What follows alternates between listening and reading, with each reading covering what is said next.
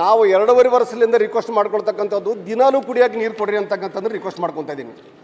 ಸಚಿವರು ಉತ್ತರ ಕೊಡ್ತಕ್ಕಂಥದ್ದನ್ನ ಯಾವುದೋ 2017ನೇ ಇಸ್ವಿಯಲ್ಲಿ ಟೆಂಡರ್ ಕರೆದಿರ್ತಕ್ಕಂಥದ್ದು, ಇವತ್ತು 9ನೇ ವರ್ಷ ಇದು.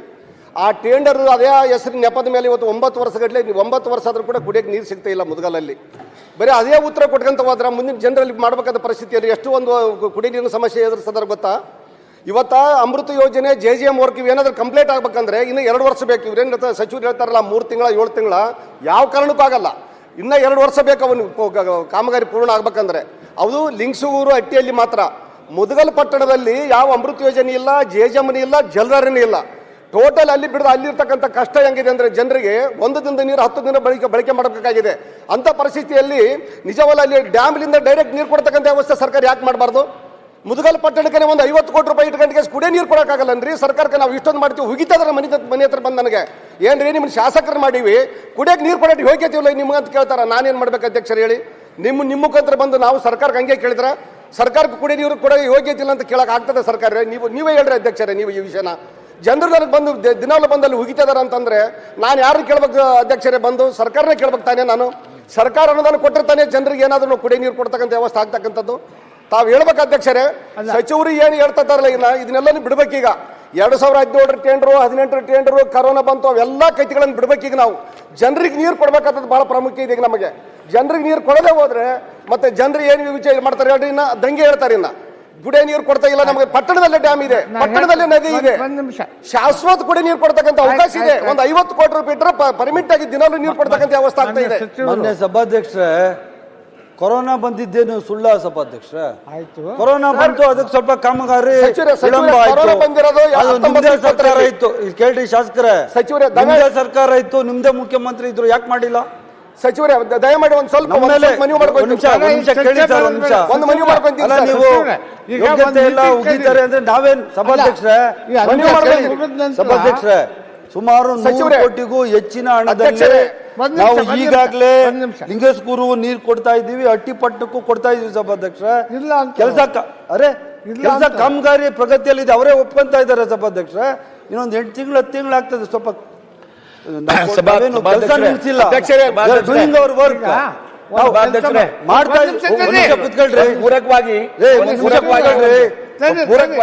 ನಾನು ಈಲ್ಡಾಗಿಲ್ಲ ಕುತ್ಕೊಳ್ಳಿ, ಅವ್ರು ಹೇಳ್ತೀನಿ. ನೀವು ಕುತ್ಕೊಳ್ಳಿ, ನಾನು ಅವ್ರಿಗೆ ಹೇಳ್ತೀನಿ. ಸಭಾಧ್ಯಕ್ಷರೇ ಈಗ ಮಾನ್ಯ ಶಾಸಕರುಗಳು ಗೊತ್ತು ಸಭಾಧ್ಯಕ್ಷರೇ, ಲಿಂಗಸ್ಕೂರ್ಗೂ ಸಹ ಹಟ್ಟಿಪಟ್ಟಣಕ್ಕೂ 2ಕ್ಕೂ 100 ಕೋಟಿಗೂ ಹೆಚ್ಚು ಹಣದಲ್ಲಿ ಕುಡಿಯುವ ನೀರಿನ ವ್ಯವಸ್ಥೆಯನ್ನ ಮಾಡ್ತಾ ಇದ್ದೀವಿ. ಆ ಜಾಗವನ್ನ ನಾವು ಆ ಏಜೆನ್ಸಿ ಕೊಟ್ಟೆ 1 ವರ್ಷ ಆಗಿದೆ ಸಭಾಧ್ಯಕ್ಷರೇ. ಒಂದು ವರ್ಷ ಆಗಿದೆ, ಇನ್ನೊಂದು 11 ತಿಂಗಳಾಗಿದೆ. ಒಂದಕ್ಕೆ ಇನ್ನೂ 1 ವರ್ಷ ಟೈಮ್ ನಮ್ಮ ಅಗ್ರಿಮೆಂಟ್ ಅಲ್ಲಿ ಇದೆ ಸಭಾಧ್ಯಕ್ಷರೇ. ನಾವು ಅವ್ರಿಗೆ ಕಾಮಗಾರಿ ಶುರು ಮಾಡಿದವಾಗ ನಾವು ಅಗ್ರಿಮೆಂಟ್ ಮಾಡಿದ್ವಲ್ಲ.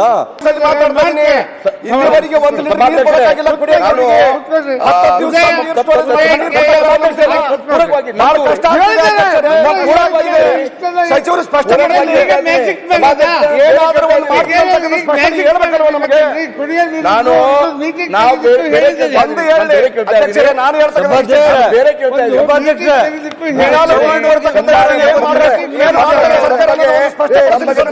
ವಿಚಾರ ಏನು ಅಂತ ನಾವು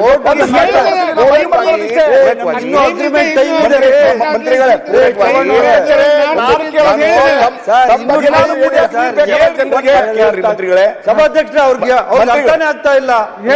ಅಗ್ರಿಮೆಂಟ್ ಟೈಮ್ ಇದೆ ಸಭಾಧ್ಯಕ್ಷರೇ, ಅದು ಅವ್ರಿಗೂ ಗೊತ್ತು, ಮಾನವ್ರಿಗೂ ಗೊತ್ತು. ಆ ಟೈಮ್ ಅಲ್ಲಿ ನಾನು ಒಂದು ಪೂರಕವಾಗಿ ಕೇಳ್ತಾ ಇದ್ದೀನಿ. ನಮ್ಮ ಪಟ್ಟಣಕ್ಕೆ ಕಾರಜಾಯಿಂದ ಲಿಂಗಸ್ಕೂರು ನೀವ್ ಯಾಕ್ರಿ ತಲೆ ಬಿಡ್ರಿ? ನಾನು ಜಗಳ ಮಾಡ್ತಾ ಇಲ್ಲ ಸಭಾಧ್ಯಕ್ಷ, ಹೇಳಿದ್ದೀನಿ ಸಭಾಧ್ಯಕ್ಷ, ಇದನ್ನ ಒಂದು ಮೀಟಿಂಗ್ ಕರೆದು ಮಾಡ್ತೀವಿ, ಕುತ್ಕೊಳ್ರಿ. ಆಯ್ತು, ಒಂದು ಕ್ಲಿಯರ್ ಮಾಡ್ರಿ ಅಧ್ಯಕ್ಷರೇ. ಒಂದು ಮಿನಿಟ್ ಅಧ್ಯಕ್ಷರೇ, ಒಂದು ಕ್ಲಿಯರ್ ಮಾಡ್ರಿ ನನಗ. ಅವಧಿ ಇದೆ, ಅವಧಿ ಒಳಗೆ ಮುಗಿಸ್ತೀವಿ ಅಂತ ಅದ್ರ ಬಗ್ಗೆ ಮಾತಾಡ್ತಾ ಇಲ್ಲ. ಅವಧಿಯಲ್ಲಿ ಸರ್, ಅವಧಿ ಬಗ್ಗೆ ನಾನು ಮಾತಾಡ್ತಾ ಇಲ್ಲ. ಒಂದು ಸ್ವಲ್ಪ ಅರ್ಥ ಮಾಡ್ಕೊಳ್ಳಿ. ಹೇಳಿದ್ದೇವೆ ಅಧ್ಯಕ್ಷರೇ, ನಾನು ಏನ್ ಕೇಳಕತ್ತೀನಿ ಅದು ಅರ್ಥ ಮಾಡ್ಕೊಳ್ರಿ. ನಾನು ಮಾತಾಡೋ ಇಂಟ್ರೆಸ್ಟ್ ನನಗಿಲ್ಲ. ಸಮಸ್ಯೆ ಬಗೆಹರಿಸಬೇಕಾಗಿದೆ. ಶಾಶ್ವತ ಕುಡಿಯುವ ನೀರು ಯೋಜನೆ ಸಲುವಾಗಿ ಮುದುಗಲ್ಗೆ ಏನ್ ಮಾಡ್ತಾರೆ ಒಂದೇ ಹೇಳಿ. ಮೀಟಿಂಗ್ ಕರಿ ಬೆಂಗಳೂರಲ್ಲಿ ಒಂದು ನಾನು ಮನವಿ ಮಾಡ್ಕೊಳ್ಳೋದಿಷ್ಟೇ, ಮುದುಗಲ್ ಪಟ್ಟಣಕ್ಕೆ ಸಚಿವರೇ ಒಂದು ರಿಕ್ವೆಸ್ಟ್, ಮುದುಗಲ್ ಪಟ್ಟಣಕ್ಕೆ ಶಾಶ್ವತ ಕುಡಿಯುವ ನೀರು ಯೋಜನೆಗಾಗಿ ಯೋಜನೆ ಯಾವತ್ತು ಪ್ರಾರಂಭ ಮಾಡ್ತೀನಿ ಅಂತಕ್ಕಂಥ ಒಂದು ಸ್ಪಷ್ಟಪಡಿಸ್ರಿ.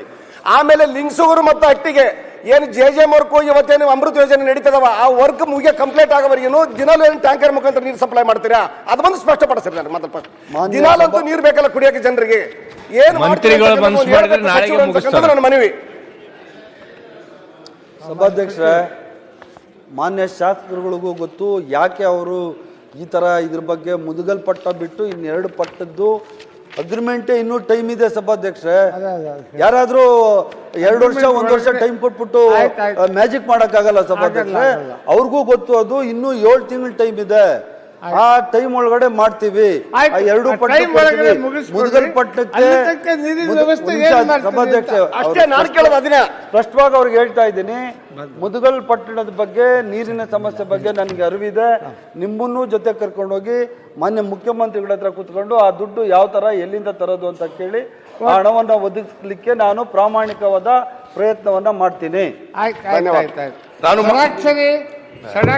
ಕೊಟ್ಟಿಲ್ಲ ನಮ್ದು. ಸನ್ಮಾನ್ಯ ಅಧ್ಯಕ್ಷರೇ, ಸಚಿವರು ಉತ್ತರ ಕೊಟ್ಟಿದ್ದಾರೆ, ಸಚಿವರೇ ಇಲ್ಲ, ಅದಕ್ಕೆ ಬೇರೆಯವ್ರಿಗೆ ವಹಿಸಿದ್ದಾರೆ. ಮತ್ತೆ ಕೊಟ್ಟಿರ್ತಕ್ಕಂಥ ಉತ್ತರ ಸಮರ್ಪಕವಾಗಿಲ್ಲ. ಇದು ಬಹಳ ಸಮಸ್ಯೆ ಇದೆ. ಅದಕ್ಕೆ ಇದನ್ನ ಇನ್ನೊಂದು ದಿವಸಕ್ಕೆ ಸೋಮವಾರ ಅಥವಾ ಮಂಗಳವಾರಕ್ಕೆ ಮುಂದೂಡಬೇಕು. ಹೌದಾ? ಸಮರ್ಪಕವಾಗಿ ಉತ್ತರನೇ ಕೊಟ್ಟಿಲ್ಲ. ಓಕೆ. ಕೃಷ್ಣಪ್ಪ MT ಇಲ್ಲ, ಕೃಷ್ಣಪ್ಪ ಇಲ್ಲಲ್ಲ. ದಿನಕರ್ ಕೇಶವ ಶೆಟ್ಟಿ ಇಲ್ಲ. ಆಯ್ತಾಯ್ತು 840ನೇ ಚುಕ್ಕೆ ಗುರುತಿನ ಪ್ರಶ್ನೆಯನ್ನ ಮಾನ್ಯ ಪೌರಾಡಳಿತ ಹಾಗೂ ರಾಜ್ಯ ಸಚಿವರಿಗೆ ಕೇಳಬಯಸ್ತಾ ಇದ್ದೇನೆ. ಮಾನ್ಯ ಸಭಾಧ್ಯಕ್ಷ, ಉತ್ತರವನ್ನು ಒದಗಿಸಲಾಗಿದೆ. ಉತ್ತರವನ್ನ ಒದಗಿಸಿದ್ರಿ. 2 ಪಂಚಾಯತಿ ಕೇಳಿದ್ದೆ ನಾನು. ಒಂದು ಗೋಕರ್ಣ ಗ್ರಾಮ ಪಂಚಾಯತ್ ಇದೆ ಅಧ್ಯಕ್ಷರೇ, ಉಪಾಧ್ಯಕ್ಷರೇ, ಅಲ್ಲಿ 33 ಸದಸ್ಯರಿದ್ದಾರೆ. ತಮ್ಗೆ ಗೊತ್ತಿದೆ ಗೋಕರ್ಣ ಅಂತ ಹೇಳಿದ್ರೆ ಹೇಗೆ ಏನು ಅನ್ನುವಂಥದ್ದು. ಪವಿತ್ರವಾದಂಥ ಸ್ಥಳ. ಪ್ರತಿದಿನ 15ರಿಂದ 20 ಸಾವಿರ ಯಾತ್ರಿಕರು ಅಲ್ಲಿ ಬಂದು ಹೋಗುವಂಥದ್ದು. ಯಾವುದೇ ವ್ಯವಸ್ಥೆ ಅಲ್ಲಿ ಇಲ್ಲ.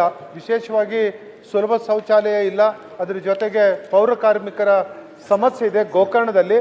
ಗೋಕರ್ಣನೂ ಕೇಳಿದ್ದೆ, ಹಿಂದೂ ಕೇಳಿದ್ದೆ ಗೋಕರ್ಣಕ್ಕೆ, ಮತ್ತು ಈಗಲೂ ಕೇಳಿದೆ. ಆದರೆ ಇವತ್ತು ಕೇವಲ ಹೊನ್ನಾವರ ಅಷ್ಟೇ ಬಂದಿದೆ. ಹೊನ್ನಾವರ ಈಗಾಗಲೇ ಪಟ್ಟಣ ಪಂಚಾಯತ್ ಇದೆ ಮತ್ತು ಅದನ್ನು ಪುರಸಭೆಯಾಗಿ ಪರಿವರ್ತನೆ ಮಾಡಬೇಕು ಅನ್ನುವಂಥದ್ದನ್ನು ಕೇಳಿದ್ದೇನೆ ಮಾನ್ಯ ಅಧ್ಯಕ್ಷರೇ. ಹೊನ್ನಾವರದ ಬಗ್ಗೆ, ಹೊನ್ನಾವರದಲ್ಲಿ ಪಟ್ಟಣ ಪಂಚಾಯತ್ಗೆ 2011ರ ಸೆನ್ಸಸ್ ಪ್ರಕಾರ 19,000 ಜನಸಂಖ್ಯೆ ಇದೆ. ಕೇವಲ 1,000 ಮಾತ್ರ ಶಾರ್ಟೇಜ್ ಇದೆ. ಮಾನ್ಯ ಸಚಿವರೇ, ಇದನ್ನು ಗಂಭೀರವಾಗಿ ಹೊನ್ನಾವರ ಕೊಡಬೇಕು. ನೀವು ಕೇಳಿದ ಏನಲ್ಲಿ ಕೃಷಿಯೇತರ ಚಟುವಟಿಕೆಗಳು 50%ಗಿಂತ ಹೆಚ್ಚು ಕೃಷಿಯೇತರ ಚಟುವಟಿಕೆಗಳು ಇರಬೇಕಾಗುತ್ತದೆ ಅನ್ನುವಂಥದ್ದನ್ನು ತಾವು ಕೇಳಿದ್ರಿ. ಅಲ್ಲಿ ಕೃಷಿ ಇಲ್ವೇ ಇಲ್ಲ. 50 ಅಲ್ಲ, 5% ನಮ್ಮ ಟೌನ್ ಆಗಿರೋದ್ರಿಂದ ಕೃಷಿ ಚಟುವಟಿಕೆಗಳು ಇಲ್ಲ. ದಯಮಾಡಿ ಕೇವಲ 2011ರ ಸೆನ್ಸಸ್ ಪ್ರಕಾರ 1,000 ಜನಸಂಖ್ಯೆ ಮಾತ್ರ ಕಡಿಮೆ ಇದೆ. ಅದರ ನಂತರ ಈಗ ಸಾಕಷ್ಟು 35,000 ಜನಸಂಖ್ಯೆ ಅಲ್ಲಿ ಆಗಿರ್ತದೆ. ಹೊನ್ನಾವರಕ್ಕೆ ಪುರಸಭೆಯಾಗಿ ಮತ್ತು ಗೋಕರ್ಣಕ್ಕೆ ಪಟ್ಟಣ ಪಂಚಾಯತ್ ಆಗಿ ಗ್ರಾಮ ಪಂಚಾಯತ್ ಇದೆ. ಇನ್ನು ಗೋಕರ್ಣದಲ್ಲಿ 33 ಸದಸ್ಯರಿದ್ದಾರೆ. ಕಳೆದ ಬಾರಿನೂ ತಾವು ಕೊಡ್ತೇನೆ ಅನ್ನುವಂಥ ಒಂದು ಆಶ್ವಾಸನೆ ವಿಶ್ವಾಸವನ್ನು ವ್ಯಕ್ತಪಡಿಸಿದರೆ ದಯವಿಟ್ಟು ಈ ಬಾರಿ ಇದು ಎರಡಕ್ಕೂ ಪರವಾನಗಿಯನ್ನು ಕೊಡಬೇಕು. ಬೇರೆ ಬೇರೆ ಕಡೆ ತಾವೆಲ್ಲ ಕೊಟ್ಟಿದ್ರಿ, ಒಳ್ಳೆಯದೇ, ಅದು ಕೊಟ್ಟಿದ್ದಕ್ಕೆ ನನ್ನೇನು ತಕರಾರಿಲ್ಲ. ಆದರೆ ನಮ್ಮ ತಾಲೂಕಿಗೂ ಈ ಒಂದು ವ್ಯವಸ್ಥೆಯನ್ನು ತಾವು ಮಾಡಬೇಕು ಅನ್ನುವಂಥ ಮನವಿಯನ್ನು ಅಧ್ಯಕ್ಷರ ಮೂಲಕ ಮಾನ್ಯ ಸಚಿವರಿಗೆ ನಾನು ಮಾಡ್ತಾ ಇದ್ದೇನೆ. ಮಾನ್ಯ ಸಭಾಧ್ಯಕ್ಷರೇ, ಈ ಹೊನ್ನಾವರ ಪಟ್ಟಣ ಇದನ್ನು ಇವರು ಪುರಸಭೆಗೆ ಸೇರಿಸ್ಬೇಕು ಅಂತ ಹೇಳಿದ್ದಾರೆ ಸಭಾಧ್ಯಕ್ಷರೇ. ಆದರೆ 2011ರ ಜನಗಣತಿ ಪ್ರಕಾರ ಮಾನದಂಡ ಆಗ್ತಾ ಇಲ್ಲ ಸಭಾಧ್ಯಕ್ಷರೇ. 19,000 ಜನ ಮಾತ್ರ ಇದ್ದಾರೆ. 20ರಿಂದ 50,000 ಜನಸಂಖ್ಯೆ ಇದ್ದ ಪಕ್ಷದಲ್ಲಿ ಮಾತ್ರ ಯಾವುದನ್ನ ನಾವು ಮಹಾನಗರ ಪಾಲಿಕೆಗಳಾಗ್ಲಿ ನಗರಸಭೆಗಳಾಗ್ಲಿ, ಮಹಾನಗರ ಪಾಲಿಕೆ ಬೇಡ, ಅಲ್ಲ ಪುರಸಭೆ ಮಾನದಂಡ ಮಾನದಂಡ ಹೇಳಕ್ ಹೊರಟೆ ಸರ್. ಕಾರ್ಪೊರೇಷನ್ಸ್ 3 ಲಕ್ಷ, ಈ ತರ 50,000. ಇದಕ್ಕೆ ಅಧ್ಯಕ್ಷ ಕೇವಲ 1,000 ಉತ್ತರ ಕೊಡ್ಲಿ ಜನಸಂಖ್ಯೆ ಮತ್ತೆ ಕೇಳಿ. 19ರಲ್ಲಿ ಆಯ್ತು, ಉತ್ತರ ಕೊಡ್ಲಿ. ನೀವು ಉತ್ತರ ಕೊಡೋ ಮುಂಚೆ ಮಾತಾಡಿದೆ, ಮತ್ತೆ ಉತ್ತರ ಕೊಡದೆ ಹೇಗೆ? ಆದ್ರಿಂದ ಸಭಾಧ್ಯಕ್ಷ ಇವರು ಮಾನದಂಡ ಮಾಡಿ ಇದು ಮತ್ತೆ ಆಗಲ್ಲ ಸಭಾಧ್ಯಕ್ಷರೇ. ಇದು ಯಾಕಂದ್ರೆ ಕಮ್ಮಿ ಇದೆ ಜನಸಂಖ್ಯೆ. ನಮ್ಮ ಕರ್ನಾಟಕ ಪೌರಸಭೆಗಳ ಅಧಿನಿಯಮ 1964 ಪ್ರಕಾರ ಸಭಾಧ್ಯಕ್ಷರೇ ಅಲ್ಲಿರೋದು 19,000 ಜನಸಂಖ್ಯೆ ಸಭಾಧ್ಯಕ್ಷ. ಆದರೆ 20,000 ರಿಂದ 50,000 ಇದ್ರೆ ಮಾತ್ರ ಇದನ್ನ ನಾವು ಮಾಡಲಿಕ್ಕೆ ಸಭಾಧ್ಯಕ್ಷ ಸಾಧ್ಯ ಇರುವಂಥ ಸಭಾಧ್ಯಕ್ಷ. ಈಗಾಗಲೇ ಪ್ರಸ್ತಾವನೆಯನ್ನು ಕಳಿಸಿದ್ದೆ ಸಭಾಧ್ಯಕ್ಷ. ಇವರು ಇರಲಿ ಅಂತ ಹೇಳಿ ಕಳಿಸಿದ್ವಿ. ಆದ್ರೂ DMA ಅದು ರಿಜೆಕ್ಟ್ ಮಾಡಿಬಿಟ್ಟಿದೆ ಸಭಾಧ್ಯಕ್ಷ. 20,000 ಜನ ಮೇಲೆ ಆದ ಪಕ್ಷದಲ್ಲಿ ಮಾತ್ರ ಅದನ್ನು ಮೇಲ್ದರ್ಜೆಗೆ ಏರಿಸಲಿಕ್ಕೆ ಸಾಧ್ಯ ಆಗ್ತದೆ ಸಭಾಧ್ಯಕ್ಷ. ಮಾನ್ಯ ಸಭಾಧ್ಯಕ್ಷರೇ, ಅದಕ್ಕೊಂದು ಈಗ ನಮ್ಮ ತುಮಕೂರು ಗ್ರಾಮಾಂತರದಲ್ಲಿ ಮಾತಾಡಿ ಕೊಡಿ, ಮತ್ತೆ ಮಾತಾಡಿ. ಏನು clarification? ಅದೊಂದು ಯಾವ clarification ಬಾಬಾ ಅವ್ರ ಮೇಲೆ ಯಾಕೆ ನೀವು ದಬ್ಬಾಳಿಕೆ ಮಾಡಿ? ಮನೆ ಅಧ್ಯಕ್ಷರೇ, ಅವ್ರದ್ದು ಇದು ಮುಗಿಲಿ. 2011ರಲ್ಲಿ 19,000 ಜನಸಂಖ್ಯೆ ಇದೆ. ಇವತ್ತಿಗೆ ಎಷ್ಟು ಆಗ್ಬೋದು ಅನ್ನುವಂಥ ಸ್ವಲ್ಪ ತಾವು ತಿಳ್ಕೊಂಡು ಮಾನ್ಯ ಸಚಿವರಿಗೆ ಹೇಳಬೇಕು. ಓಕೆ, 19,000 ಇದೆ, 1,000 ಮಾತ್ರ ಶಾರ್ಟೇಜ್ 2011ರಲ್ಲಿ. ಈಗ 25ನೇ ಇಸ್ವಿಯಲ್ಲಿ ಎಷ್ಟು ಆಗ್ಬೋದು ಅನ್ನುವಂಥದ್ದನ್ನು ಓಕೆ, ಅದನ್ನ ದಯವಿಟ್ಟು ಹೊನ್ನಾವರಕ್ಕೆ ಪುರಸಭೆಯಾಗಿ ಮಾಡಬೇಕು ಮತ್ತು ಗೋಕರ್ಣಕ್ಕೆ ಪಟ್ಟಣ ಪಂಚಾಯತ್ ಆಗಿ ಪರಿವರ್ತನೆ ಆಗ್ಬೇಕು. ಪರಿವರ್ತನೆ. ಮಾನ್ಯ ಸಭಾಧ್ಯಕ್ಷರೇ, ಸುರೇಶನ್ ಹೇಳಿ. ನಿರ್ಭೀತ, ನಿಷ್ಪಕ್ಷಪಾತ, ವಿಶ್ವಾಸಾರ್ಹ ಸುದ್ದಿಗಳಿಗೆ ಮತ್ತೊಂದು ಹೆಸರಾಗಿರುವ ನ್ಯೂಸ್ 18 ಕನ್ನಡ ಈಗ ಆಪ್ನಲ್ಲೂ ಲಭ್ಯವಿದೆ. ದಯವಿಟ್ಟು ಇಲ್ಲಿರುವ QR ಕೋಡ್ ಸ್ಕ್ಯಾನ್ ಮಾಡಿಕೊಂಡು ಆಪ್ ಡೌನ್ಲೋಡ್ ಮಾಡೋದಕ್ಕೆ ಮರಿಬೇಡಿ. ನಿಮ್ಮ ಬೆಂಬಲ ಹೀಗೆ ಸದಾ ನಮ್ಮೊಂದಿಗಿರಲಿ. ಧನ್ಯವಾದ.